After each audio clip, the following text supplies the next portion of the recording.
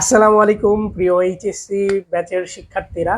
আজকে আমরা তোমাদের জন্য হাজির হয়েছি আমাদের অর্থনীতি প্রথম পত্রের প্রথম ক্লাস নিয়ে। সো অর্থনীতিতে আসলে তুমি যদি এ প্লাস পেতে চাও, তাহলে আসলে তোমাকে অর্থনীতির পুরা বই থেকে কি কি পড়তে হবে, সো এই জিনিসটা প্রথমে তোমার জানতে হবে। তারপরে ওই বিষয়গুলো যদি আমি সুন্দরভাবে পড়া শেষ করতে পারি, তাহলে আশা করা যায় অর্থনীতিতে আমার এ প্লাসটা খুব সহজেই চলে আসবে। তাহলে আমাদের প্রথমে কি করতে হয়? আমাদের প্রথমেই হচ্ছে পুরো অর্থনীতির মধ্য থেকে খুঁজে বের করতে হবে যে কোন কোন টপিকগুলো আমাদেরকে পড়া উচিত বা কোন কোন টপিকগুলো আমরা পড়বো। সো এই বিষয়গুলোই আমরা আজকের এই ক্লাসে দেখব। এরপর প্রথম যে টপিকটা আমাদের পড়া উচিত সেই টপিকটা আজকে আমরা আলোচনা করব, শিখব। সো যেহেতু অর্থনীতি ক্লাস, অবশ্যই প্রচুর পরিমাণে লিখে পড়াতে হবে অথবা তোমাদেরকে বোঝাতে হবে। সো ওই ক্ষেত্রে তোমরা অবশ্যই প্রথমে আমাকে এই জিনিসটা ইনশিওর করবা যে আমার কথাগুলো ক্লিয়ার শোনা যায় কিনা, এক নম্বরে। আর দ্বিতীয়ত, সবাই এই জিনিসটা আমাকে দ্বিতীয়ত ইনশিওর করবা, যখন আমি বলবো যে তুমি বুঝতে পারছো কিনা, তখন তুমি ইয়েস আর নো এই দুইটা কথা দিয়ে আমাকে জানাবা। সো একটু তোমাদের সাথে পরিচিত হয়ে নেই, তাহলে আমি দেখি তোমরা কারা কারা আসো, জয়েন করেছো। তাহলে আমরা একটু দেখি যে আসলে কারা কারা লাইভে আসো। আচ্ছা, সো আমি দেখতে পাচ্ছি আমাদের সাথে যারা যারা লাইভে আসো, ঠিক আছে। আমি একটু দেখবো কারা কারা আমাদের সাথে লাইভে আসো, লাইভ ক্লিয়ার আছে কিনা এ টু জেড। তারপরে আমরা আজকের ক্লাসটি শুরু করে দেবো ইনশাআল্লাহ। আচ্ছা, সো আমাদের অলরেডি ক্লাস শুরু হয়ে গেছে। সো ক্লাসে তোমরা ইতিমধ্যে মোটামুটি অনেকেই জয়েন করছো। সো যারা যারা জয়েন করছো জানাও ক্লিয়ার আছে কিনা, শোনা যায় কিনা। সো আমি দেখতে পাচ্ছি সিজান জয়েন করেছে, আমি দেখতে পাচ্ছি আমাদের সাথে জান্নাত জয়েন করেছে, মেঘ শেখ জয়েন করেছে, শাহের জয়েন করেছে। এছাড়াও অনেকেই আমাদের সাথে জয়েন করছো। সো যেহেতু অর্থনীতি ক্লাস, মিস করা যাবে না, কারণ এই ক্লাসটা মিস করলে অনেক কিছুই তোমার মিস হয়ে যাবে।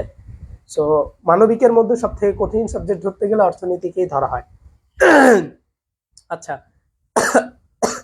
এমএসটি আনিকা জয়েন করেছে, গোলাম মোস্তফা জয়েন করেছে, আরো অনেকেই দেখতে পাচ্ছি, মাহিদ, তারপর আমি দেখতে পাচ্ছি নাবিয়া সুলতানা, আমি দেখতে পাচ্ছি তুহিন জয়েন করেছে, আমি দেখতে পাচ্ছি নাইমুর জুনিয়র জয়েন করেছে। সো আরো অনেকেই তোমরা আমাদের এই ক্লাসে জয়েন করছো।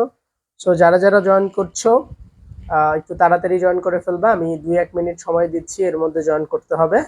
সো এরপরে আমি একটু দেখি কারা জয়েন করছে। নুসরাত আলম জয়েন করেছে, আমি দেখতে পাচ্ছি গোলাম মোস্তফা জোবায়ের জয়েন করেছে। হ্যাঁ জোবায়ের, তোমার নামটা আমি বলে দিয়েছি।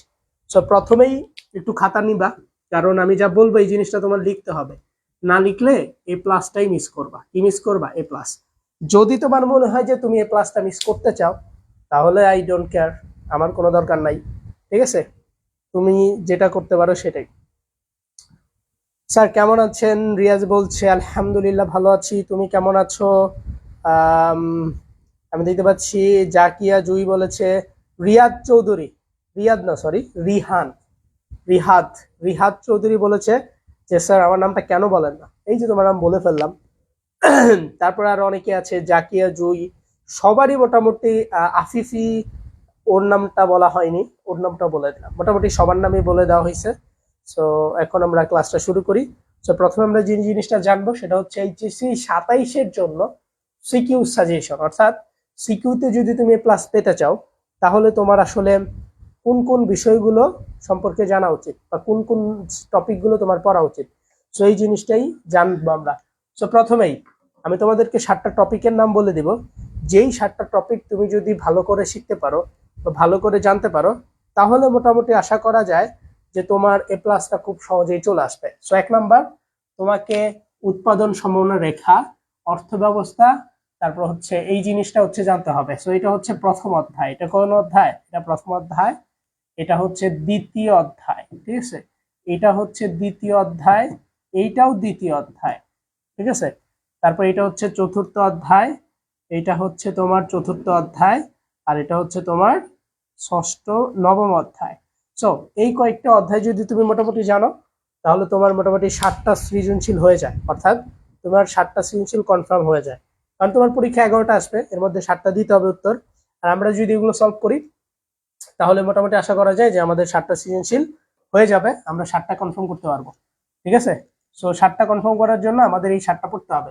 সো প্রথম যে বিষয়টা উৎপাদন সম্ভাবনা রেখা আর অর্থ ব্যবস্থা, আজকের এই ক্লাসে আমরা প্রথম অধ্যায় নিয়ে কথা বলবো এবং এই প্রথম অধ্যায়ের মধ্যে যা আছে A to Z আজকে আমরা সেটা ট্রাই করবো। সো আজকে আমাদের ক্লাসের বিষয় গুরুত্বপূর্ণ অর্থনীতিবিদ, দুষ্প্রাপ্যতা, নির্বাচন, মৌলিক অর্থনৈতিক সমস্যা। এরপরেই আমরা পড়বো কি, আমরা হচ্ছে উৎপাদন সম্ভাবনা রেখা পড়বো। তাহলে আমাদের আজকের পড়ার বিষয় হচ্ছে গুরুত্বপূর্ণ অর্থনীতিবিদ। কি ভাইয়া? গুরুত্বপূর্ণ অর্থনীতিবিদ, দুষ্প্রাপ্যতা, নির্বাচন আর হচ্ছে মৌলিক সমস্যা। এটা সো আমরা বেসিক নিয়ে আলোচনা করব, যেহেতু আসলে পড়ালেখায় বেসিক জিনিসটা অনেক বেশি ইম্পর্টেন্ট বা এটা শিখতে হয়, এই জন্য আমরা বেসিক আলোচনা করব। সো খেয়াল করো, কিছু সংখ্যক গুরুত্বপূর্ণ অর্থনীতিবিদের মধ্যে আমরা প্রথমে যে জিনিসটা জানবো তার নাম হচ্ছে, ওনার নাম কি জানো? ওনার নাম হচ্ছে অ্যাডাম স্মিথ। অর্থাৎ আমি তোমাদেরকে যে জিনিসটা শেখাচ্ছি এখন খেয়াল করো, যদি অর্থনীতির মধ্যে তোমরা প্রথম পৃষ্ঠাটা খোলো, ধরো পৃষ্ঠা নাম্বার 1, ঠিক আছে, অথবা 2 অথবা 3, এরকম 3-4টা পৃষ্ঠা যখন খুলবা দেখবা যে অনেক মানে যারা অর্থনীতিবিদ আছে তাদের নামগুলো লেখা আছে, খুবই হিজিবিজি ভাবে লেখা আছে। ঠিক আছে, সো এই হিজিবিজি গুলোকে আমি সুন্দর করে ফরম্যাট আকারে শিখাই দিচ্ছি যাতে সহজ হয়। সো 1 নম্বরে আমাদেরকে অ্যাডাম স্মিথ সম্পর্কে জানতে হবে। অর্থাৎ পুরো অর্থনীতি বইয়ের মধ্যে যদি কোনো অর্থনীতিবিদ সম্পর্কে প্রশ্ন আসে তাহলে যেই কয়টা থেকে আসতে পারে সেই কয়েকটা আমি শেখাচ্ছি গুরুত্বপূর্ণ অর্থনীতিবিদ থেকে। সো প্রথমে আমরা জানবো অ্যাডাম স্মিথ। অ্যাডাম স্মিথ আসলে কে? অ্যাডাম স্মিথটা কোথা থেকে আসলেন? অ্যাডাম স্মিথ হচ্ছে অর্থনীতির জনক। যদি তোমাকে প্রশ্ন করা হয় যে কি প্রশ্ন করবে, প্রাচীন অর্থনীতির জনক কে, ধরো তোমাকে এটা প্রশ্ন করলো, কি প্রশ্ন করলো? প্রাচীন অর্থনীতির জনক কে, এটা তোমাকে প্রশ্ন করলো। কি প্রশ্ন করলো? প্রাচীন অর্থনীতির জনক কে। তখন আমরা কি বলবো? তখন আমরা বলবো অ্যাডাম স্মিথ। সবাই একটু বলো তো অর্থনীতির জনকের নাম কি? সবাই আমাকে একটু কমেন্টে জানাও। আর আমি যখন বলবো কমেন্টে জানাও তখন অনেক ক্লিয়ারলি খুব তাড়াতাড়ি জানাতে হবে। ঠিক আছে, আচ্ছা, অর্থনীতির জনক কে? Adam Smith. সবাই একটু তাড়াতাড়ি জানাবা অর্থনীতির জনক কে। আচ্ছা, তাহলে অর্থনীতির জনককে আমরা কিন্তু অলরেডি শিখে গেছি যে অর্থনীতির জনক হচ্ছে অ্যাডাম স্মিথ। হ্যাঁ, তোমরা অনেকেই দেখতে পাচ্ছি যে জানাচ্ছ যে অ্যাডাম স্মিথ হবে, তাহলে অর্থনীতির জনক হচ্ছে অ্যাডাম স্মিথ। দেন অ্যাডাম স্মিথ থেকে কি প্রশ্ন আসে? অ্যাডাম স্মিথের একটা গ্রন্থ আছে, সেই গ্রন্থটার নাম হচ্ছে the wealth of nation. The wealth of nation প্রশ্ন আসতে পারে, দ্য ওয়েলথ অফ নেশন এই গ্রন্থটির লেখককে, বা দ্য ওয়েলথ অফ নেশন গ্রন্থটি কার? দ্য ওয়েলথ অফ নেশন এই গ্রন্থটি কার? তখন আমরা বলবো অ্যাডাম স্মিথ। যদি তোমাদেরকে কখনো প্রশ্ন করা হয় যে অর্থনীতির জনককে, আমরা বলবো অ্যাডাম স্মিথ। যদি প্রশ্ন করা হয় ওয়েলথ অফ নেশন গ্রন্থটি কার, আমরা বলবো অ্যাডাম স্মিথ। ক্লিয়ার? আর তুমি দেখবা বিগত সালে যত কোশ্চেন আসছে এইখান থেকে আসেই, যেমন এবারও 2000 কি সালে, এটা 2026 সালে যে পরীক্ষাটা হইল সেখানে এইটার প্রশ্নটা আসছে, অর্থনীতির জনককে, এই প্রশ্নটা আসছে। ঠিক আছে, দ্য ওয়েলথ অফ নেশন এই গ্রন্থটি কার? সবাই একটু বলবা ওয়েলথ অফ নেশন গ্রন্থটি কার। তারপরে আমরা জানবো উক্তি। তাহলে একজন অর্থনীতিবিদ কি করেন? তার একটা শ্রেষ্ঠত্ব থাকে, তার একটা গ্রন্থ থাকে, তার একটা উক্তি থাকে। ঠিক আছে, তার উক্তিটা কি? Economics is the science of wealth. অর্থাৎ অর্থনীতি হচ্ছে সম্পদের বিজ্ঞান। অর্থনীতি কি? সম্পদের বিজ্ঞান। Economics is the science of wealth. অর্থাৎ কি? অর্থনীতি হচ্ছে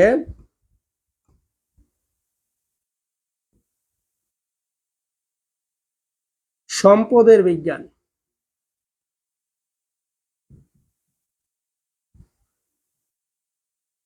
ঠিক আছে, প্রশ্ন আসতে পারে যে অর্থনীতিকে সম্পদের বিজ্ঞান বলেছেন কে, বা অর্থনীতিকে সম্পদের বিজ্ঞান বলেছেন কে? তখন আমরা কি বলবো? Adam Smith. ক্লিয়ার?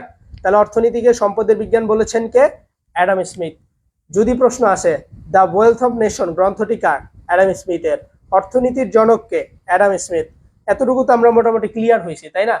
এরপর আমরা আরেকজন অর্থনীতিবিদ সম্পর্কে জানবো, যে অর্থনীতিবিদের নাম হচ্ছে এল রবিন্স। কার সম্পর্কে জানবো? এল রবিন্স সম্পর্কে এখন আমরা একটু জানবো। এল রবিন্স আসলে কে? এল রবিন্স আসলে কোথা থেকে আসলো? তাহলে এখন আমরা যে জিনিসটা জানবো তার নাম হচ্ছে এল রবিন্স। এল রবিন্সও একজন অর্থনীতিবিদ। দেন প্রশ্ন আসতে পারে যে অর্থনীতি হলো দুষ্প্রাপ্যতার বিজ্ঞান, এই উক্তিটি কার? অর্থনীতি যে দুষ্প্রাপ্যতার বিজ্ঞান, এটা কার উক্তি? এল রবিন্সের উক্তি। এল রবিন্স বলেন যে অর্থনীতি হচ্ছে দুষ্প্রাপ্যতার বিজ্ঞান। দ্য ওয়েক অফ নেশন না ভাইয়া, দ্য ওয়েলথ অফ নেশন। ঠিক আছে, তারপরে কি এস রবিন্সের ক্ষেত্রে অর্থনীতিবিদ এবং হচ্ছে উক্তিটি হলো অর্থনীতি হলো দুষ্প্রাপ্যতার বিজ্ঞান। ক্লিয়ার? এখন আমরা 3 নাম্বার আরেকজন অর্থনীতিবিদের সম্পর্কে জানবো, যার নাম হলো আলফ্রেড মার্শাল। আলফ্রেড মার্শাল, এই আলফ্রেড মার্শাল সম্পর্কে জানবো। আলফ্রেড মার্শাল হচ্ছে একজন অর্থনীতিবিদ এবং তার একটা বিখ্যাত গ্রন্থ রয়েছে। দ্য গ্রন্থটার নাম হচ্ছে the principal of economics. Principal of economics, এটা হচ্ছে একটা বইও আছে, এই বইটা আমরা পড়ি, ইউনিভার্সিটিতে উঠলে পড়তে পারবা। বুঝছো, যে হচ্ছে মানে হচ্ছে এই তোমার ইকোনমিক্স নিয়ে পড়াশোনা করবে ইউনিভার্সিটিতে, তার প্রিন্সিপাল অফ ইকোনমিক্স এই বইটা পড়ে অনেকে। ঠিক আছে, এবার খেয়াল করো, তার একটা উক্তি আছে, তিনি বলেন যে অর্থনীতি হচ্ছে কল্যাণের বিজ্ঞান। তাহলে আমরা অলরেডি 3টা বিজ্ঞান শিখছি। একটা কি? অর্থনীতি হচ্ছে সম্পদের বিজ্ঞান। তোমরা আমাকে একটু কমেন্টে বলবা যে অর্থনীতি যে সম্পদের বিজ্ঞান, এই উক্তিটি কার? বলো তো সবাই।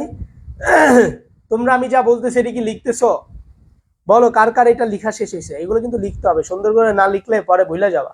প্রথমে লিখবো আলফ্রেড, লিখবো অর্থনীতিবিদ, গ্রন্থ প্রিন্সিপাল অফ ইকোনমিক্স, উক্তিটি হচ্ছে অর্থনীতি হলো কল্যাণের বিজ্ঞান। এগুলো কি লিখতেছো তোমরা?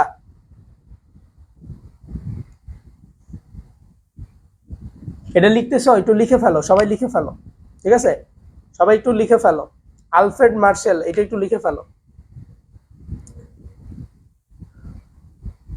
একটু তাড়াতাড়ি লিখে ফেলো। আচ্ছা, লিখা ডান করো তাড়াতাড়ি, কারণ বেশি টাইম দিলে তো ভাইয়া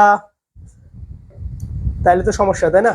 আচ্ছা, এরপর আমরা আরেকজন অর্থনীতিবিদ সম্পর্কে জানবো, তার নাম হচ্ছে জন স্টুয়ার্ট মিল। তাহলে ওনার নাম কি? ওনার নাম হচ্ছে জন স্টুয়ার্ট মিল। এই জন স্টুয়ার্ট মিল একজন অর্থনীতিবিদ, একজন কি? অর্থনীতিবিদ। তাহলে তিনি কে? তিনি হচ্ছে একজন অর্থনীতিবিদ এবং তারও একটা উক্তি আছে। তার উক্তিটা কি? সে বলে যে অর্থনীতি হচ্ছে উৎপাদন এবং বন্টন নিয়ে আলোচনা করে। কি নিয়ে আলোচনা করে? উৎপাদন এবং বন্টন নিয়ে আলোচনা করে। তাহলে অর্থনীতি কি নিয়ে আলোচনা করে? উৎপাদন এবং বন্টন। কে বলেছেন? জন স্টুয়ার্ট মিল এই কথাটা বলেছেন। ঠিক আছে, জন স্টুয়ার্ট মিল বলেছেন এটা। তাহলে জন স্টুয়ার্ট মিলের এই ব্যাপারটা একটু তোমরা লিখে রাখতে পারো। তাহলে আমরা কিন্তু অলরেডি 4জন অর্থনীতিবিদের সম্পর্কে জেনে গেছি। 1 নম্বরে শিখেছি অ্যাডাম স্মিথ। যদি প্রশ্ন করা হয় যে অর্থনীতির জনককে, আমরা বলবো কি? Adam Smith. যদি প্রশ্ন করা হয় ওয়েলথ অফ নেশন, এই গ্রন্থটি কার? আমরা বলবো অ্যাডাম স্মিথের। ওয়েলথ অফ নেশন, এটা হচ্ছে একটা তার গ্রন্থ এবং এই গ্রন্থের মধ্যে তিনি একটা উক্তি বলেছেন বা একটা কথা বলেছেন। সেই কথাটা হচ্ছে economics is the science of wealth, অর্থাৎ অর্থনীতি হচ্ছে সম্পদের বিজ্ঞান। Economics is the wealth of science, নাকি নাকি science of wealth? Economics is the science of wealth, অর্থনীতি হচ্ছে সম্পদের বিজ্ঞান। এই কথাটি কে বলেছেন? এই কথাটাই হচ্ছে আমাদের যে অর্থনীতির জনক অ্যাডাম স্মিথ, তিনি বলেছেন। তাহলে তিনি আবার বলেন যে অর্থনীতি হলো সম্পদের বিজ্ঞান। তাহলে কয়েকজন বিখ্যাত বিখ্যাত অর্থনীতিবিদ আছেন যারা কিনা অর্থনীতিকে বিভিন্ন নামে ব্যাখ্যা করেছেন। যদি প্রশ্ন করা হয় অর্থনীতিকে দুষ্প্রাপ্যতার বিজ্ঞান বলেছেন কে, আমরা উত্তর দিব এল রবিন্স। যদি প্রশ্ন করা হয় যে অর্থনীতিকে কল্যাণের বিজ্ঞান বলেছেন কে, তখন আমরা কি বলবো? আলফ্রেড মার্শাল বলেছেন। ঠিক আছে, আলফ্রেড মার্শাল বলেছেন। তাহলে আমাদের এটা লেখা শেষ। এখন সর্বশেষ সেটা হচ্ছে তিনি হচ্ছেন একজন পল স্যামুয়েলসন। হ্যাঁ, তাকে বলে পিএ বা পলে পিএ স্যামুয়েলসন, অর্থাৎ পল স্যামুয়েলসন। এই পল স্যামুয়েলসনকে বলা হয় আধুনিক অর্থনীতির জনক। কি বলা হয়? আধুনিক অর্থনীতির জনক। যদি তোমাদেরকে কোশ্চেন করা হয় ভাইয়া যে আধুনিক অর্থনীতির জনকটা আসলে কে, তখন তোমরা কি বলবা? আধুনিক অর্থনীতির যে জনক আছেন তার নাম হচ্ছে পল এ স্যামুয়েলসন। তিনি হচ্ছে আধুনিক অর্থনীতির জনক এবং তিনিও একটা উক্তি দিয়েছেন। তিনি বলেন যে অর্থনীতি হলো অপ্রাচুর্যের বিজ্ঞান। কি? অপ্রাচুর্যের বিজ্ঞান। ঠিক আছে, এই 4টা বিজ্ঞান মনে রাখবা। এখন দেখো, আমরা যে জিনিসগুলো শিখলাম, গুরুত্বপূর্ণ অর্থনীতিবিদ সম্পর্কে অলরেডি শিখে গেছি। এখন আমরা যদি কিছুটা এমসিকিউ ওইখান থেকে প্র্যাকটিস করি।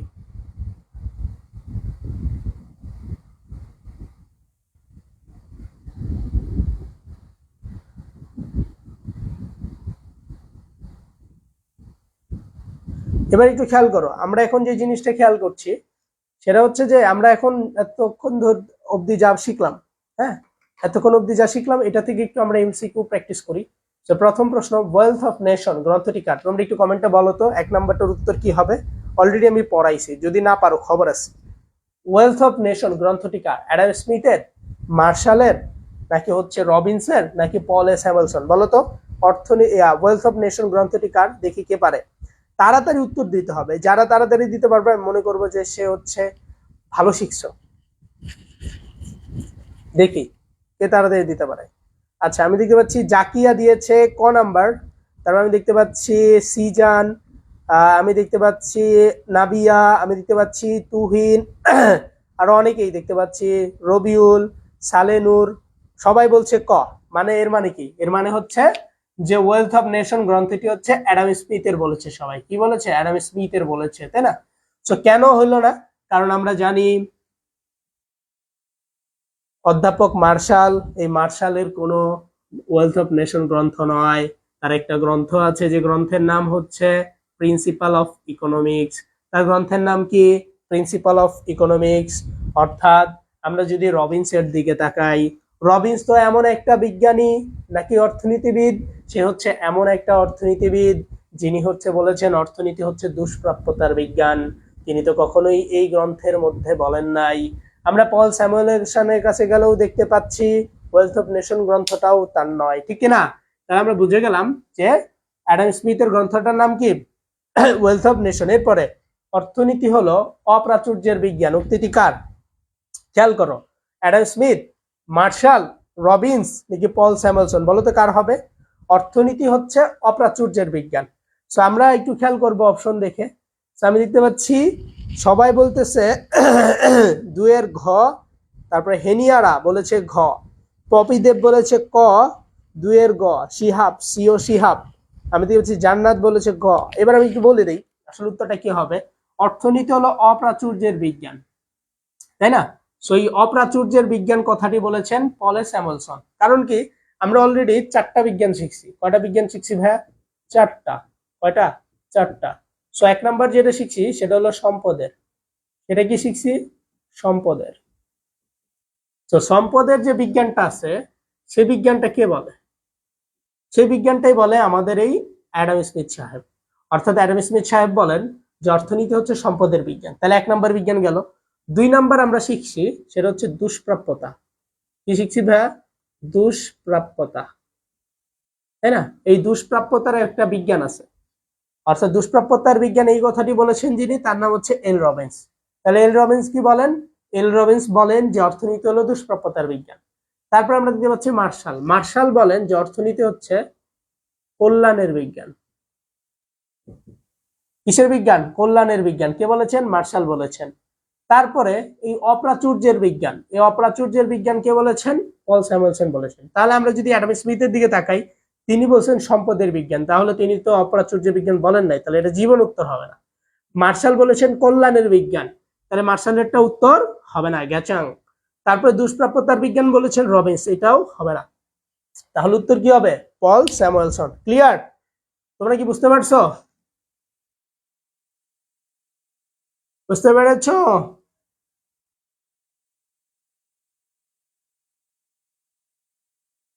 আচ্ছা, তাহলে আমরা ক্লিয়ার হয়ে গেছি। এখন আমরা উত্তরটা দেখাই দিচ্ছি যে উত্তর হচ্ছে অ্যাডাম স্মিথ আর হচ্ছে পল স্যামুয়েলসন। এরপর আমরা চলে যাব মৌলিক অর্থনৈতিক সমস্যার দিকে। অর্থাৎ পুরো পৃথিবীর মধ্যে অনেকগুলো সমস্যা আছে, আর এই সমস্যাগুলোর মধ্যে কিছু সমস্যা আছে প্রাথমিক সমস্যা। আর এই প্রাথমিক সমস্যার মধ্যে 1 নাম্বার আছে দুষ্প্রাপ্যতা, আর 2 নাম্বারে আছে নির্বাচন। আজকে আমরা জানার চেষ্টা করবো আসলে দুষ্প্রাপ্যতাটা আসলে কি আর নির্বাচন আসলে কি। খেয়াল করো, দুষ্প্রাপ্যতা নিয়ে আমি প্রথমে বলি, মনে রাখবা, এটা মনে রাখতে হবে, বুঝতে হবে। দুষ্প্রাপ্যতা মানে হলো সম্পদের স্বল্পতা, সম্পদের স্বল্পতা, ঠিক আছে? অর্থাৎ সম্পদের স্বল্পতাকেই দুষ্প্রাপ্যতা বলে। যদি কখনো প্রশ্ন আসে ক নাম্বারে যে দুষ্প্রাপ্যতা কি, আসতেই পারে, তাই না? তোমাকে প্রশ্ন করতেই পারে যে সম্পদের স্বল্পতাকে কি বলে, তখন তুমি বলবা দুষ্প্রাপ্যতা। আবার প্রশ্ন আসতে পারে যে দুষ্প্রাপ্যতা কি, তখন আমরা বলবো সম্পদের স্বল্পতাকে দুষ্প্রাপ্যতা বলে। যেমন একটা পৃথিবীর মধ্যে প্রচুর পরিমাণ মানুষ আছে, আর এই মানুষের তুলনায় কিন্তু সম্পদটা অনেক কম, মানে সম্পদটা বেশি না। সো এই যে যেহেতু মানুষের তুলনায় সম্পদের ঘাটতি আছে, কম আছে, এই কম বিষয়টাকে বলা হয় অর্থনীতির ভাষায় দুষ্প্রাপ্যতা। ক্লিয়ার? আমার কথা বুঝতে পারছো? আর আমি যেভাবে পড়াইতেছি এটা কি বোঝা যায়? এভাবে পড়াবো নাকি তোমাদের মতো ডিজিটাল স্টাইলে পড়াবো? বলো। আমি যে কোনো স্টাইলে পড়াইতে পারি, এমন পড়ানো দিব চিন্তা করতে পারবে না। তাহলে এবার বলো যে এটা বুঝতে এইভাবে পড়াইলে ভালো হবে নাকি ডিজিটাল স্টাইলে পড়াবো? তাহলে আমি কি করলাম? দুষ্প্রাপ্যতা শিখাইলাম। দুষ্প্রাপ্যতা কি? সম্পদের স্বল্পতা, অর্থাৎ আমার যতটুকু অভাব আছে সেই তুলনায় আমার সম্পদটা অনেক কম আছে। সো এই যে আমার সম্পদের যে একটা স্বল্পতা আছে, এই স্বল্পতাকে বলা হয় দুষ্প্রাপ্যতা। ক্লিয়ার? তাহলে আমরা সংজ্ঞাটা লিখতেই পারি।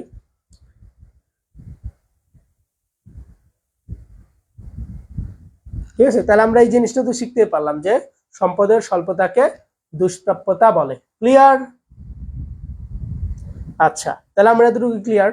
তাহলে দুষ্প্রাপ্যতা কাকে বলে এটাই আসে পরীক্ষায়, জাস্ট এতটুকু পড়লেই হবে। এখন আমরা চলে যাব নির্বাচন। নির্বাচন আসলে কি?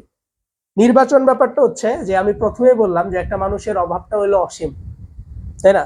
এবং তোমার অনেক কিছুরই প্রয়োজন। যেমন আমি সহজভাবে একটা উদাহরণ দিচ্ছি। যেমন তুমি ধরো একজন ছেলে, তুমি কি, তুমি একজন ছেলে, এখন তুমি ধরো ঢাকায় থাকো বা তুমি ধরো কোনো একটা জেলাতে আছো। সো তোমার একটা বাসা নিছো তুমি, সেই বাসার কাজের জন্য অনেক কিছুই প্রয়োজন হয়। সেখানে তুমি দুইটা অপশন পাচ্ছ, একটা হচ্ছে বউ আর আরেকটা হচ্ছে বুয়া। এই দুইটা অপশন তুমি পাচ্ছ। এখন খেয়াল করো, তোমার কাছে তো দুইটা অপশন আছে, একটা হলো বউয়ের অপশন আছে, একটা হচ্ছে বুয়ার অপশন আছে। এখন তুমি বউ আর বুয়া এটার মধ্যে আসলে কোনটা বাছাই করবা?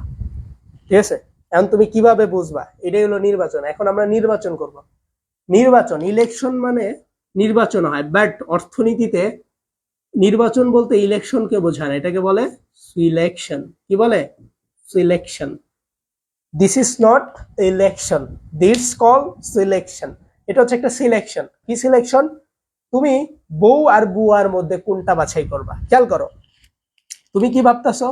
তুমি ভাবতেছো যে তুমি ঢাকায় যেহেতু থাকো, তাহলে তুমি যদি এখন একটা চিন্তা করো, যেহেতু আমি ঢাকায় থাকো তুমি, ঢাকায় থাকলে তো তোমার মোটামুটি ভালো পরিমাণ একটা খরচ আছে।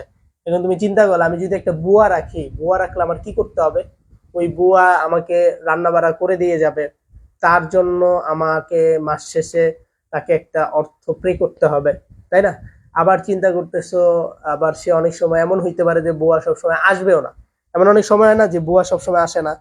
আবার তুমি ধরো হচ্ছে একটু অসুস্থ, ঠিক আছে, তখন তোমার ওই বুয়া কি সেবা যত্ন করবে? করবে না। ঠিক আছে, আবার দেখা যাইতেছে যে তুমি ধরো খিদা লাগছে রাত 10টার দিকে, আর তোমার বুয়া কি তোমাকে রাত 10টার দিকে এসে রান্না করে দিবে? দিবে না। আবার বুয়া অসুস্থ হইতেই পারে, সে সেদিন আসো না, সেদিন তোমার খাওয়া মাই। ঠিক আছে, এখন বউয়ের ব্যাপারটা খেয়াল করো। এখন তুমি দেখো, চিন্তা করো বুয়া নিবা নাকি বউ নিবা, মানে কোনটা তোমার জন্য বেটার, এটাই খুঁজে বের করাকে বলা হয় ইলেকশন। ঠিক আছে, বা নির্বাচন। সো এখন খেয়াল করি বউয়ের ক্ষেত্রে ব্যবহার করো।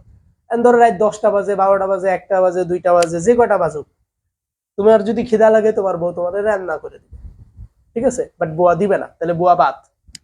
বউ কি বেটার অপশন।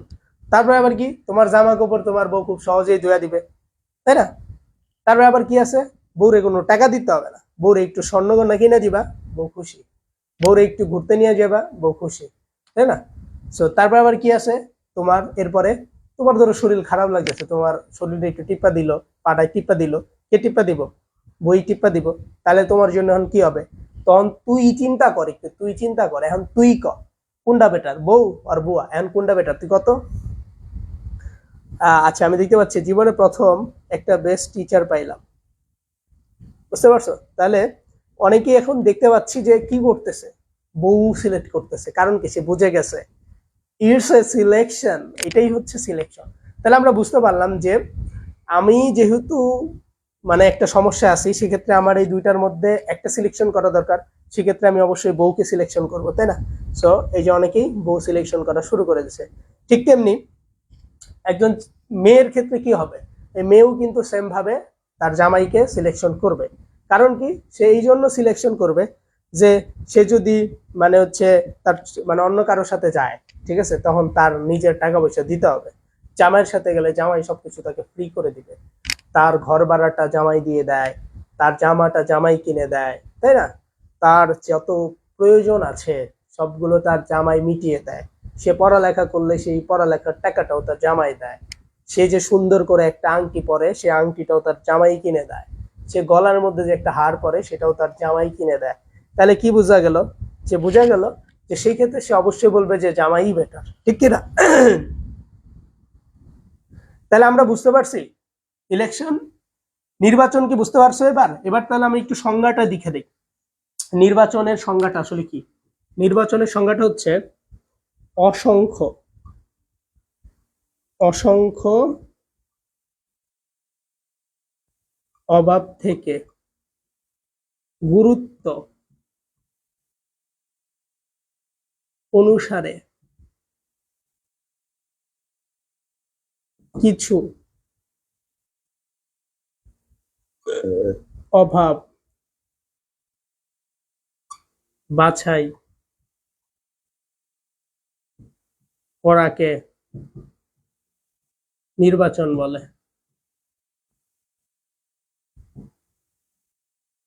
তাহলে নির্বাচন কাকে বলে লিখে ফেলো। তাহলে আমি তো লিখে দিছি নির্বাচন কাকে বলে। দেখো নির্বাচন কাকে বলে, তাহলে অসংখ্য অভাব থেকে গুরুত্ব অনুসারে কিছু অভাব বাছাই করাকে নির্বাচন বলে। ক্লিয়ার? তাহলে একটু লিখে ফেলো ভাইয়ারা তাড়াতাড়ি। পড়া কি ক্লিয়ার বোঝা যায়? সবাই বলো, পড়া কি ক্লিয়ার বোঝা যায়? লেখা ক্লিয়ার বোঝা যায়? আমি যা পড়াচ্ছি বুঝতে পারছো নাকি বুঝতে পারো না? আমাকে একটু জানাইতে হবে। না জানাইলে তো আসলে আমি নিজেই ক্লিয়ার হব না, তাই না? সবাইকে অবশ্যই জানাইতে হবে। পড়া ভাল লাগতেছে? বোঝা যায় নাকি? আর লেখাটা শেষ হলে একটু ডান লিখো ভাইয়া, তাড়াতাড়ি লেখা শেষ হলে ডান লিখতে হবে।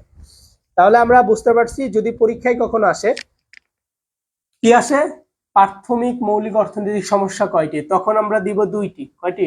দুইটি। আর যখন প্রাথমিক কথাটা থাকবে না, থাকবে মৌলিক অর্থনৈতিক সমস্যা কয়টি, তখন আমরা বলবো তিনটি। তখন কয়টি বলবো? তিনটি। যদি প্রাথমিক থাকে তাহলে দুইটি, প্রাথমিক না থাকলে তিনটি। ক্লিয়ার? প্রাথমিক থাকলে দুইটি, প্রাথমিক না থাকলে তিনটি। সবাই ক্লিয়ার? আচ্ছা, মোটামুটি সবাই ক্লিয়ার আছে। সো আই থিঙ্ক আমি বোঝাতে পারছি। সো এখন আমরা পরবর্তী অংশে চলে যাব, পরবর্তী পড়ার দিকেও চলে যাব ইনশাআল্লাহ। তাহলে আমরা নির্বাচন আর হচ্ছে দুষ্প্রাপ্যতা বুঝিয়ে ফেলেছি। এখন আমরা চলে যাব মৌলিক অর্থনৈতিক সমস্যার দিকে। দেখো এখন আমরা যে জিনিসটা শিখলাম এখান থেকেও তো একটা আসলে উত্তর শেখা দরকার। সেটা হলো সর্বপ্রথম দুষ্প্রাপ্যতা ধারণাটি দেন কে? সর্বপ্রথম দুষ্প্রাপ্যতা এই ধারণাটি যিনি দেন তার নাম হচ্ছে রবিনস। অর্থাৎ রবিনসই সর্বপ্রথম দুষ্প্রাপ্যতার ধারণা দেন। এটা আমরা একটু বলে দিই যেহেতু তোমাদের বলা হয় নাই। তো দুষ্প্রাপ্যতার ধারণা দেন কে? প্রথমে রবিনস, উনি হচ্ছে দেন প্রাথমিক মৌলিক অর্থনৈতিক সমস্যা কয়টি। এটা আমি পড়াইছি অলরেডি। প্রাথমিক মৌলিক অর্থনৈতিক সমস্যা কয়টি বলো তো? কয়টি হবে? প্রাথমিক মৌলিক অর্থনৈতিক সমস্যা কয়টি? প্রাথমিক মৌলিক অর্থনৈতিক সমস্যা কয়টি বলো তো? প্রাথমিক মৌলিক অর্থনৈতিক সমস্যা হচ্ছে কয়টি? কমেন্টে দেখো, বলি বলো দেখি।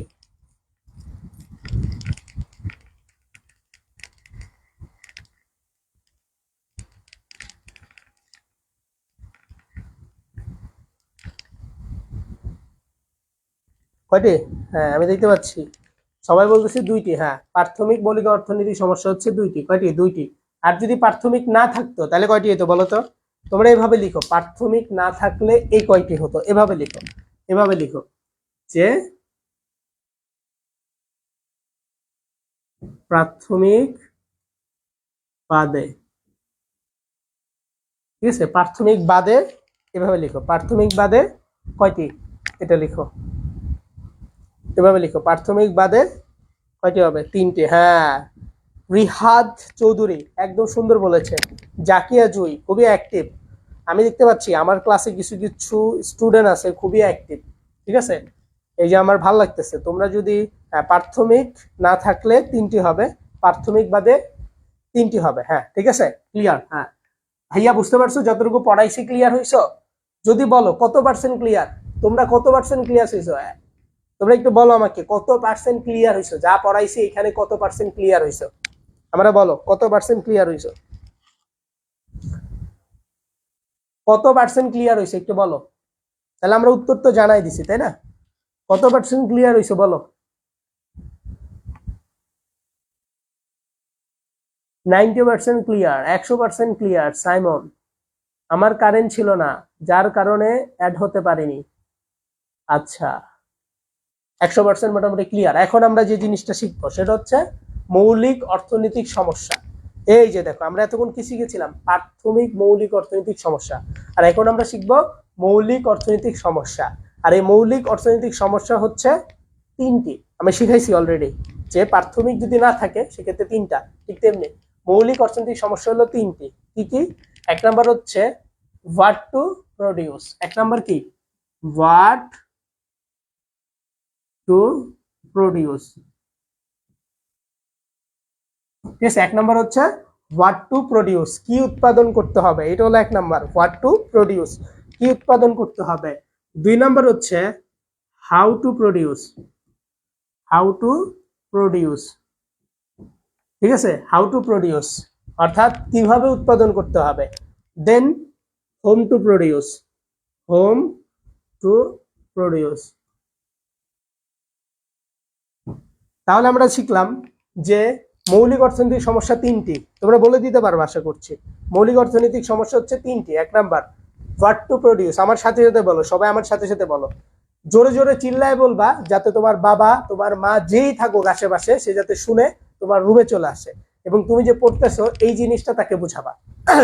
ঠিক আছে, আমার সাথে সাথে বলো মৌলিক অর্থনৈতিক সমস্যা তিনটি, সবাই বলো মৌলিক অর্থনৈতিক সমস্যা তিনটি, আবার বলো তিনটি, মৌলিক অর্থনৈতিক সমস্যা তিনটি, আবার বলো তিনটি, আরো জোরে তিনটি, আবার বলো তিনটি, আরো জোরে তিনটি। কে বলেছে? তাসনাম স্যার। আরো জোরে তাসনাম স্যার। কি বলেছে? তিনটি। কি বলেছে? তিনটি। বলো বলো বলো বলো। এক নাম্বার হোয়াট টু প্রডিউস, এক নাম্বার হোয়াট টু প্রডিউস, এক নাম্বার হোয়াট টু প্রডিউস, এক নাম্বার হোয়াট টু প্রডিউস, কি উৎপাদন করতে হবে, ঠিক আছে। এক নাম্বার কি হোয়াট টু প্রডিউস, কি উৎপাদন করতে হবে। এক নাম্বার হোয়াট টু প্রডিউস, এক নাম্বার হোয়াট টু প্রডিউস, এক নাম্বার হোয়াট টু প্রডিউস। দুই নাম্বার হাউ টু প্রডিউস, দুই নাম্বার হাউ টু প্রডিউস, দুই নাম্বার হাউ টু প্রডিউস, দুই নাম্বার হাউ টু প্রডিউস, তিন নাম্বার হোম টু প্রডিউস, তিন number home to produce, তিন number home to produce. Clear? ঠিক আছে, আরে ভাই ক্লিয়ার? তাহলে আমরা কি শিখলাম? আমরা এটা তোমাদেরকে শিখালাম যে মৌলিক অর্থনৈতিক সমস্যা হচ্ছে তিনটা। এক নাম্বার হচ্ছে হোয়াট টু প্রডিউস। আরে বাবা তুমি যদি না পারো তুমি একটু বোঝার চেষ্টা করো গো বাবা।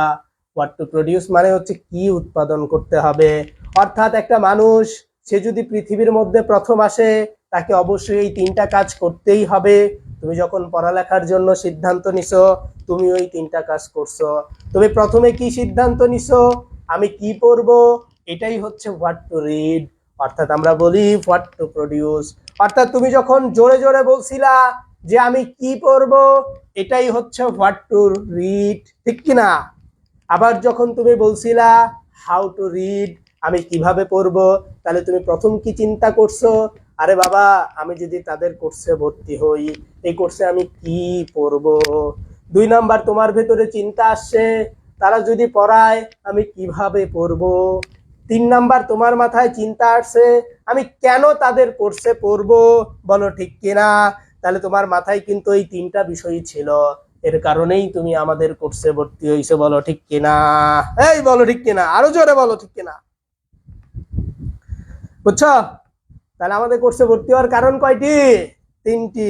এক নাম্বার কি কেন ভর্তি হব, দুই নাম্বার কি নাকি, সবাই বলো ঠিক কিনা। সবাই বলবা ঠিক ঠিক, এভাবে বলবা, বুঝো না কেন, অনেকবার বলবা ঠিক ঠিক, জোরে জোরে চিল্লায় বলবা যাতে বাপ মা আয়া পড়ে কিরে কিরে ক্লাস করেনি শয়তানি করে। আরে ভাই সবসময় পড়ালেখা করলে হবে, একটু মজা না করলে হবে? হবে না তো। আমি কি পড়ালেখা করছি না, মজা করতেছি না? তাহলে আমি পড়ালেখা করে যদি এত ভালো কিছু করতে পারি তুমি কেন করতে পারবা না মজা করে? অবশ্যই পারবা। ঠিক আছে, তাহলে আমরা বুঝে গেলাম তিনটা বিষয়। এখন তো ভাইয়া এখন আমি আরো একটু শিখাচ্ছি এখানে। তাহলে আমরা হলো এটা তো লিখে দিছি, এখন খেয়াল করো। তাহলে এই যে এটা হচ্ছে এক নাম্বার কি উৎপাদন করতে হবে, এটার একটা সমাধান আছে, অর্থাৎ কি উৎপাদন করতে হবে এটার আসলে সলিউশনটা কি। এটার সলিউশনটা হচ্ছে পিপিসি। তাহলে 1 নম্বরের সলিউশন কি, জাস্ট এতটুকু মনে রাখো, এখন এত বিস্তারিত জানার দরকার নাই, জাস্ট কি উৎপাদন করতে হবে, এটার সলিউশন হচ্ছে পিপিসি। পিপিসি মানে কি, পিতে হচ্ছে প্রোডাকশন, পিতে কি ভাইয়া, প্রোডাকশন, আর পিতে হচ্ছে পসিবিলিটি।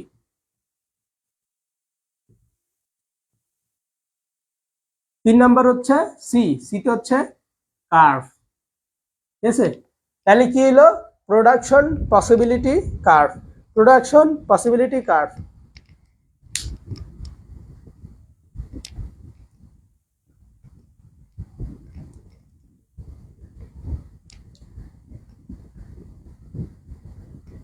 ঠিক আছে, এটা হচ্ছে প্রথম পত্র, খেয়াল করো। তাহলে হচ্ছে কি, 1 নম্বরের উত্তরটা কি হবে, কিভাবে উৎপাদন করতে হবে, এটা হচ্ছে পিপিসি। ঠিক আছে, 2 নম্বরটা, এটাকে আবার বাংলায় নাম হচ্ছে উৎপাদন সম্ভাবনা রেখা, উৎপাদন সম্ভাবনা রেখা। ঠিক আছে, উৎপাদন সম্ভাবনা রেখা, ক্লিয়ার। দেন কিভাবে উৎপাদন করতে হবে, এটার সমাধান কি, এটার সমাধান হচ্ছে সম উৎপাদন সম্ভাবনা রেখা। ঠিক আছে, আর এটার কোনো কিছুই নাই। কার জন্য উৎপাদন করবে এটা সবাই বুঝে। তুমি একটা পণ্য উৎপাদন করলে কার জন্য উৎপাদন করবে, এটা তুমি বোঝো না। তুমি 3 জনের জন্য উৎপাদন করবা, কয়জনের জন্য, 3 জনের জন্য। 3 জন কে কে, একটা হলো গরিব, একটা হচ্ছে মাঝারি, একটা হলো বড় লোক, তাই না? তা 3 জনের জন্যই তো উৎপাদন করবা, ক্লিয়ার। তাহলে এগুলোর সমাধান কি, এগুলো তো সমস্যা, সমস্যার তো অবশ্যই সমাধান হয়, তাই না?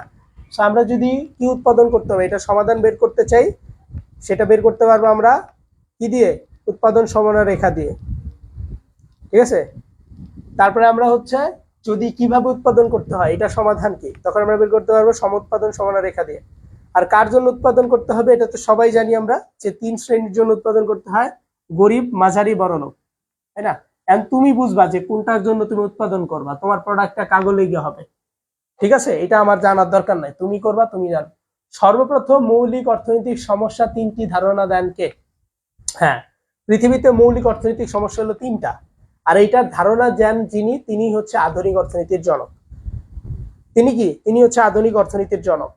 এই কারণেই তিনি হচ্ছে আধুনিক অর্থনীতির জনক হয়েছেন। অর্থাৎ প্রশ্ন আসতে পারে যে কেন পল এ স্যামুয়েলসনকে আধুনিক অর্থনীতির জনক বলা হয়।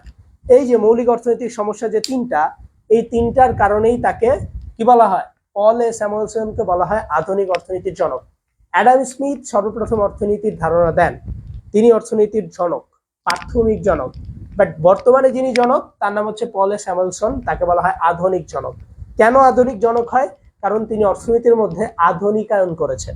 কি আধুনিকায়ন করেছেন, তিনি মৌলিক অর্থনৈতিক সমস্যা বলে যে 3টা সমস্যা আছে, যেটা কিনা একটা মানুষের লাইফে যে কোনো কাজ করার ক্ষেত্রে প্রথমে এই 3টা সমস্যার সম্মুখীন হতে হয়, এই 3টা তিনি ধারণা দেন। আর এই ধারণা 3টা পুরো পৃথিবীতে অনেক বেশি পৌঁছে গিয়েছিল এবং মানুষ পছন্দ করেছিল, এই জন্য তাকে বলা হয় আধুনিক অর্থনীতির জনক, ক্লিয়ার। তাহলে আমরা ব্যাখ্যা শিখে গেছি, এখন কি উৎপাদন করতে হবে, এর সমাধান কি, এটা বলো তো ভাইয়া। এটা আমি শিখাইছি, অলরেডি শিখাইছি যে কি উৎপাদন করতে হবে, এটার সমাধান কি হবে, এটা কিন্তু আমি শিখাইছি। এটা বলতে পারবে না যে আমি শিখাইনি। বলো কি হবে, বলো না কেন বাবুরা, বলো।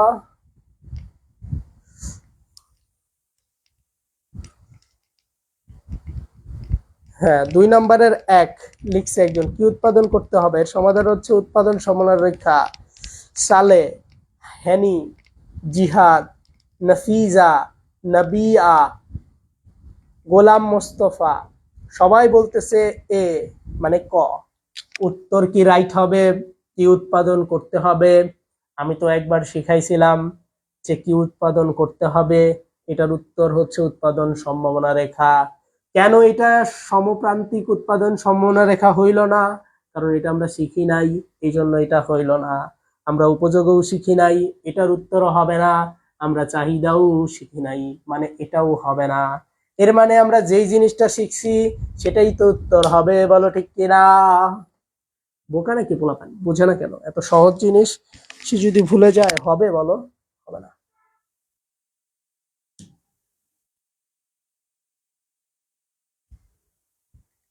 أعوذ بالله من الشيطان الرجيم بسم الله الرحمن الرحيم الحمد لله رب العالمين الرحمن الرحيم مالك يوم الدين।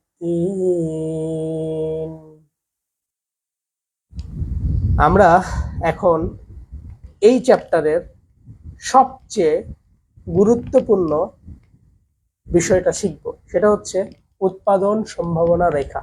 কি শিখব? উৎপাদন সম্ভাবনা রেখা। আর এই টপিকটা থেকেই একটা সৃজনশীল অর্থাৎ 10টা নম্বর পাওয়া যায় বা 10টা নম্বর থাকে।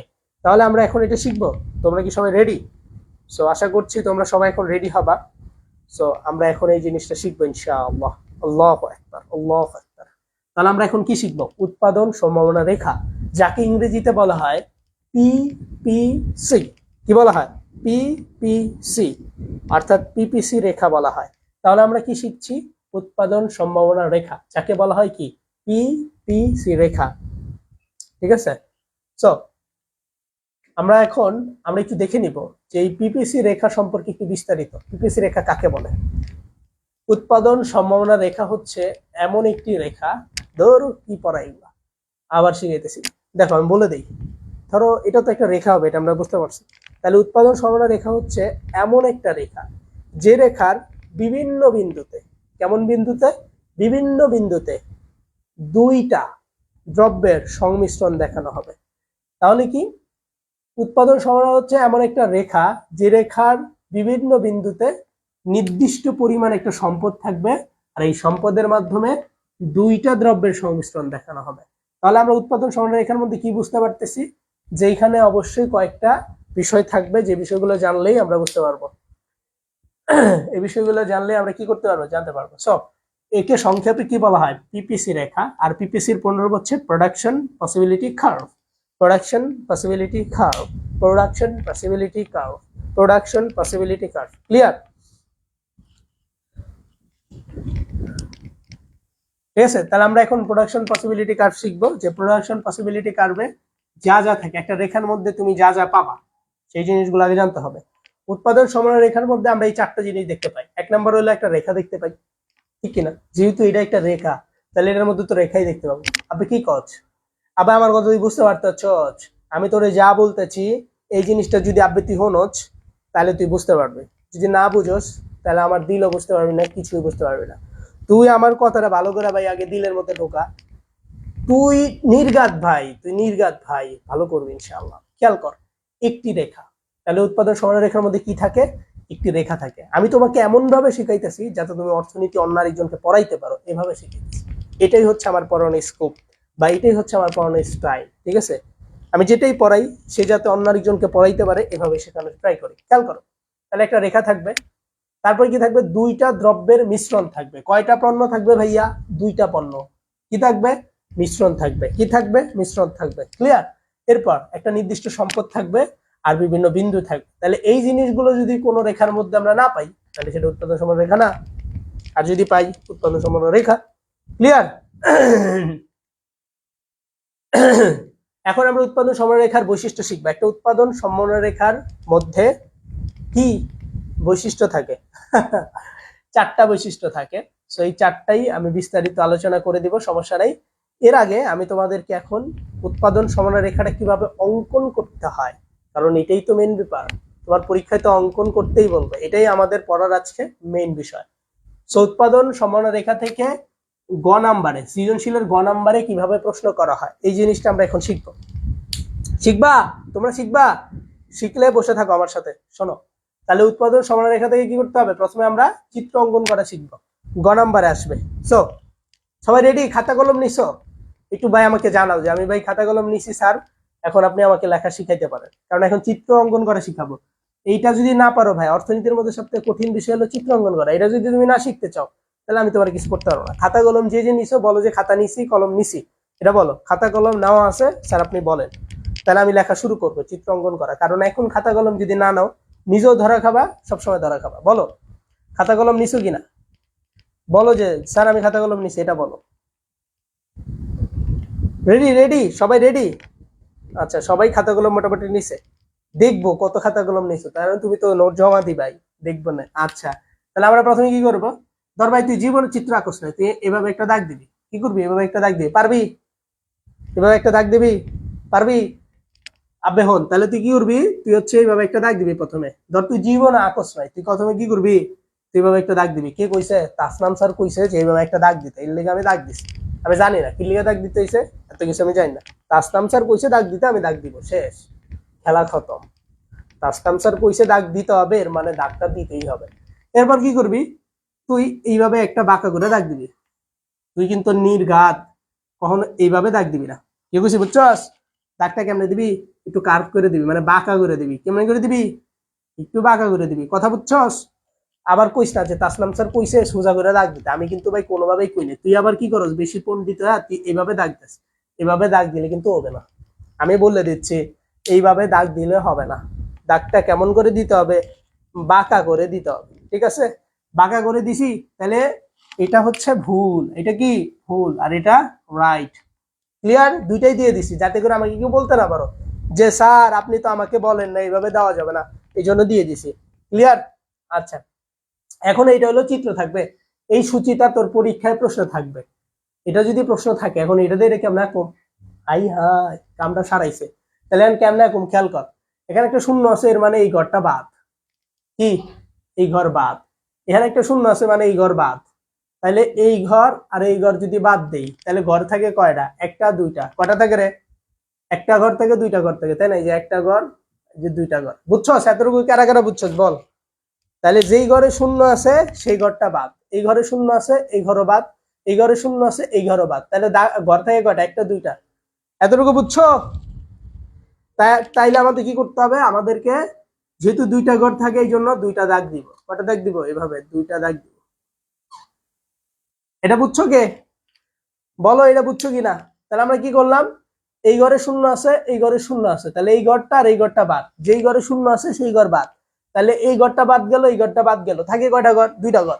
এখানে যদি দুইটা ঘর থাকে তাহলে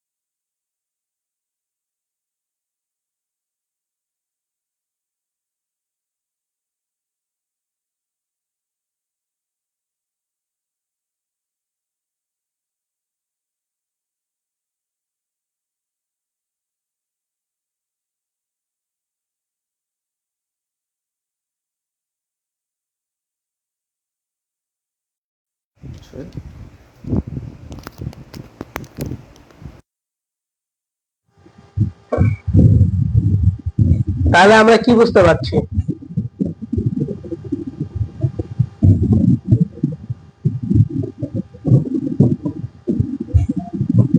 সবাই কি ভয়েস শুনতে পাচ্ছ এখন? তাহলে এতটুকু ক্লিয়ার হয়েছে সবাই? তাহলে আমরা কি করলাম, আমরা হচ্ছে যেহেতু এখানে শূন্য আছে এখানে শূন্য আছে, এই জন্য দুইটা ঘর বাদ, দুইটা ঘর কি করছি, বাদ দিয়ে দিছি। এতটুকু বুঝতে পারছো? আবার আমি আরেকটা ঘরে কে বুঝাচ্ছি, যদি বুঝতে পারো তাহলে মনে করুন যে সব বুঝছো। ধরো এখানে আছে তিনটা ঘর, তাই না? সো এখানে আমি দিলাম ধান, এখানে দিলাম গম, এখানে দিলাম বিন্দু, ঠিক আছে?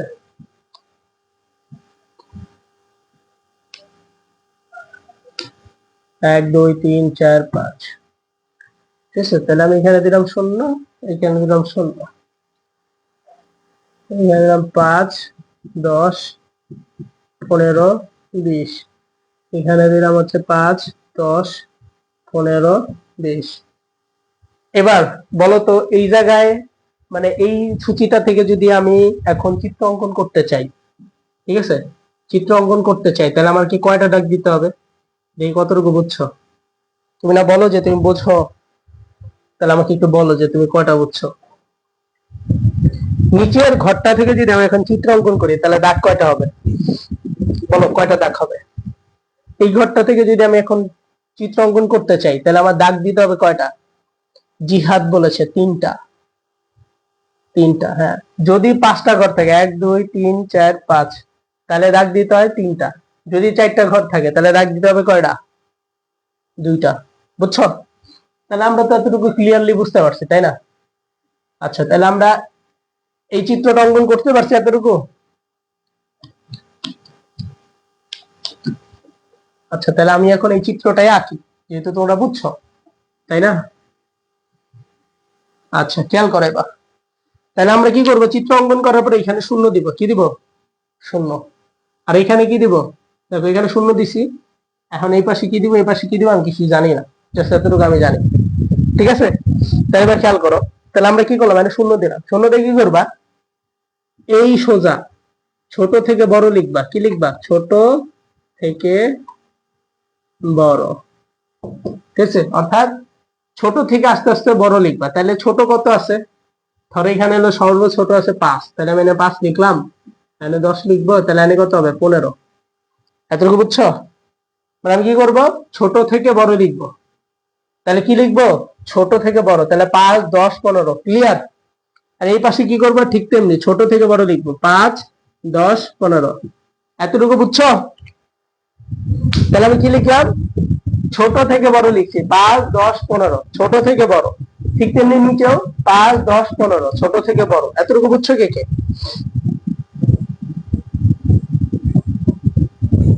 এতটুকু বুঝছো কে কে? মানে আমি যে লিখলাম ছোট থেকে বড়, বুঝছো তো? তাহলে আমি এভাবে লিখবো ছোট থেকে বড়, এভাবে লিখবো ছোট থেকে বড়। এইটাকে বলে লম্ব। উপরের দিকে তো, এই জন্য এটাকে বলে কি? লম্ব।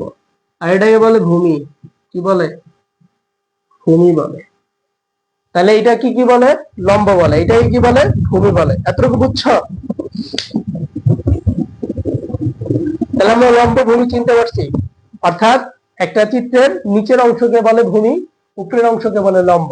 আমরা বলতে পারি যে এটা হলো ওয়াই অক্ষ, এটা হলো এক্স অক্ষ। ইচ্ছা, তোমার ইচ্ছা। তুমি যদি বলো বলবা, তুমি যদি না বলো তুমি না বলবা। এটা তোমার ব্যক্তিগত ব্যাপার। এইখানে আমি না বলাইতে আসি।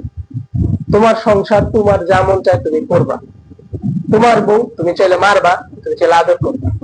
তোমার জামাই, তুমি চাইলে ঘরে আটকা রাখবা, তুমি চাইলে খেলতে দিবা, তুমি চাইলে গাঁজা খাওয়াইবা। এটা তোমার ইচ্ছা। এখানে আমার কোনো কিছু দেখার বিষয়। বুঝছো? তোমার চিত্র, তুমি চাইলে উত্তর লিখবা, তুমি না চাইলে উত্তর লিখবা। এটা তোমার ব্যাপার। এখানে আমার কোনো কিছু যায় আসে না। যদি সঠিক লেখো নাম্বার পাইবা, যদি সঠিক না লেখো নাম্বার পাইবা। এটা তোমার ব্যাপার। ঠিক আছে? বুঝছো? তাহলে আমরা এতটুকু বুঝছি। এবার আমরা খেয়াল করি, প্রথমে 15 আছে কোনটার মধ্যে? এখানে এই দুইটার মধ্যে, এই গম আর ধান, এটার মধ্যে প্রথমে 15 আছে কোনটায়? প্রথমে 15 আছে গমে, তাই না? এই যে দেখ 15, 15-এর পরেই 10, 10-এর পরেই 5, 5-এর পরেই 0। তাহলে এটা কার সাথে মিলে যায়? গমের সাথে। তাহলে এই পাশে আমরা লিখবো গমের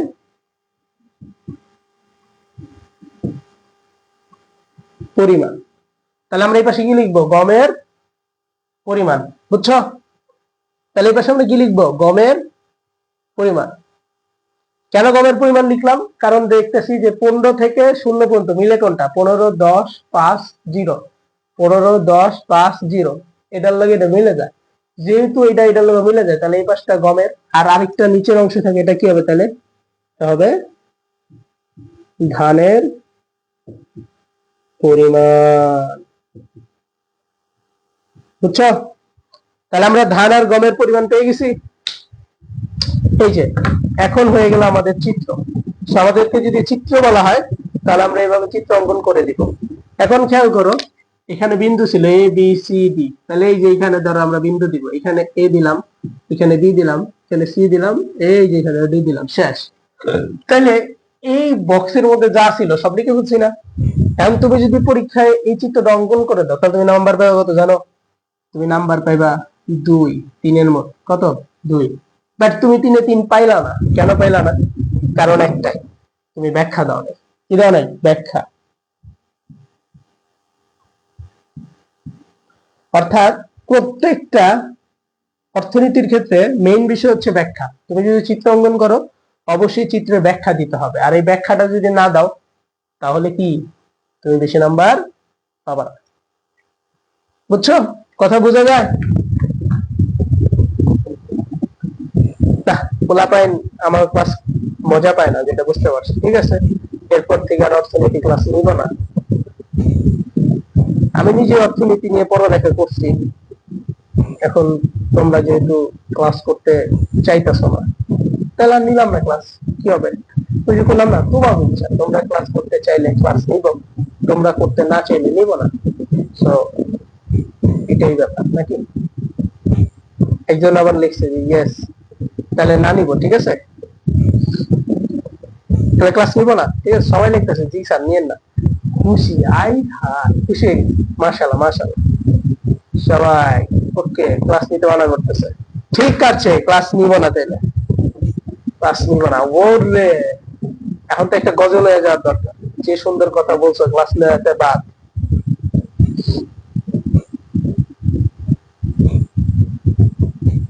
তাহলে একটা গজল তো বলাই যায়।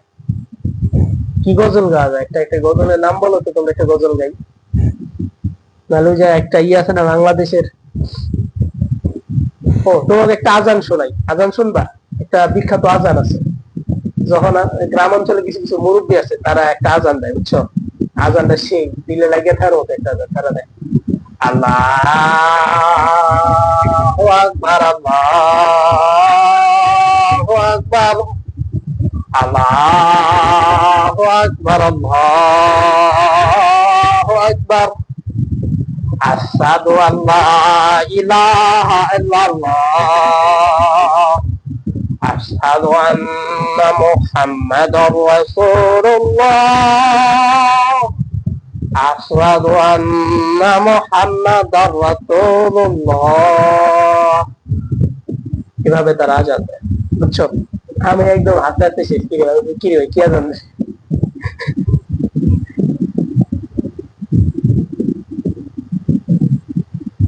আবার হলো যে একদিন আমাদের একামত দেয় না, একামতে এক মুরব্বী দিয়ে দিতেছে, কাদ কামাতিস সালাহ, কাদ কামাতিস সালাহ, আল্লাহু আকবার, আল্লাহু আকবার, লা ইলাহা ইল্লাল্লাহ। ঠিক আছে,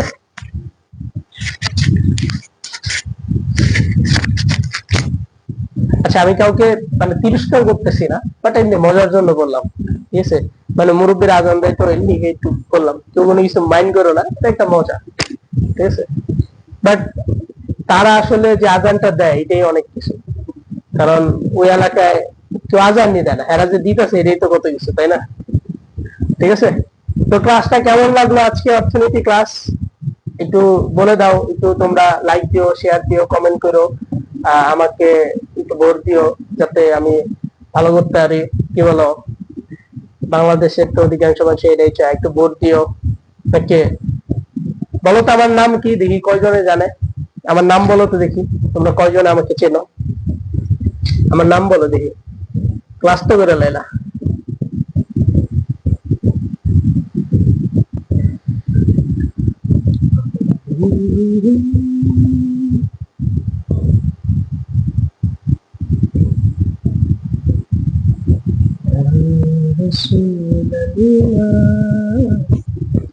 একটা গজল শুনছিলাম,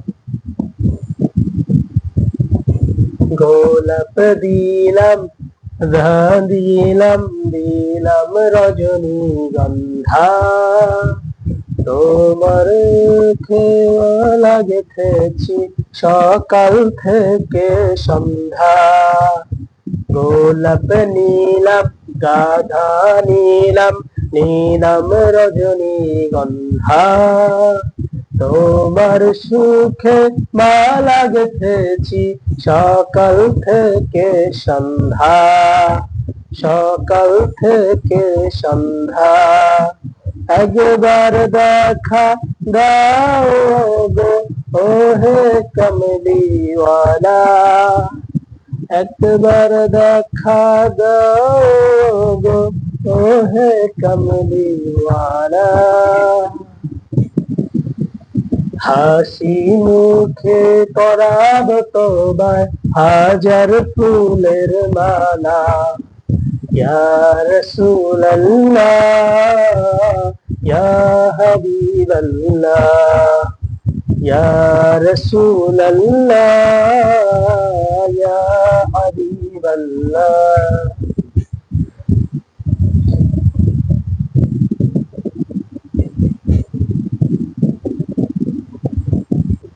আমি কোথাও জীবন এগুলো মেনে, ঠিক আছে? তাহলে আজকে এই পর্যন্তই থাকুক।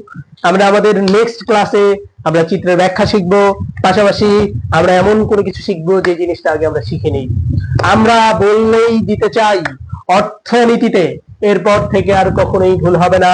আমরা অর্থনীতিতে আমি তোমাদেরকে যেমন করে শিখিয়ে দিয়েছি, আমি আশাবাদী তোমরা কেউই অর্থনীতিতে উৎপাদন সম্ভাবনার চিত্র না লেখা থেকে বিরত থাকবে না। তোমরা এখন থেকে সবাই উৎপাদন সম্ভাবনা রেখার এই চিত্রটি অঙ্কন করতে পারবে, এটা আমার মধ্যে দৃঢ় বিশ্বাস।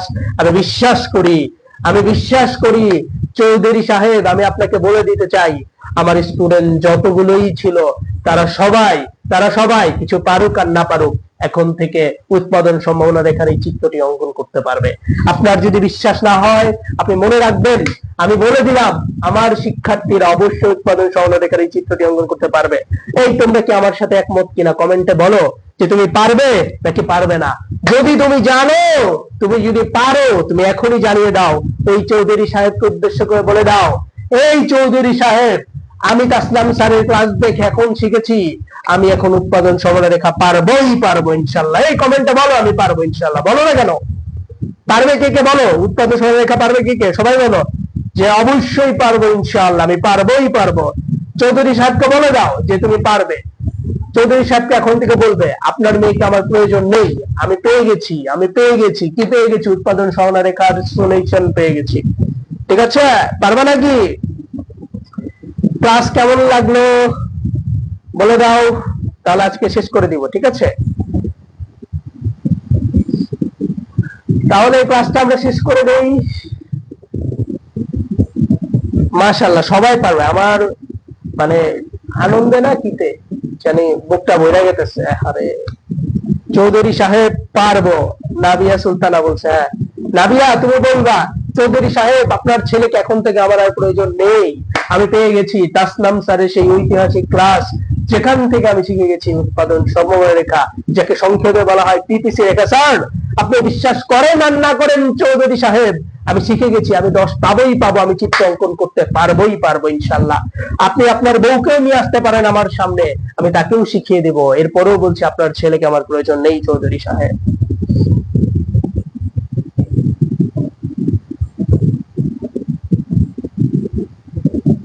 চৌধুরী সাহেবরে চিনে না রে। সবাই পারবে। আল্লাহ হাফেজ, সবাই ভালো থাকো, সবাই আমাকে ভোট দিও বেশি বেশি, যাতে আমি ইনশাআল্লাহ ভবিষ্যতে ভালো কিছু করতে পারি ইনশাআল্লাহ। সো ভালো থাকো, সুস্থ থাকো, ক্লাস শেষ হয়ে যাবে, এখানেই তোমাদের সাথে দেখা হবে। সো ভালো থাকো, সুস্থ থাকো, আমরা জিতেছি, আমরাই জিতবো ইনশাআল্লাহ। সো বাংলাদেশ।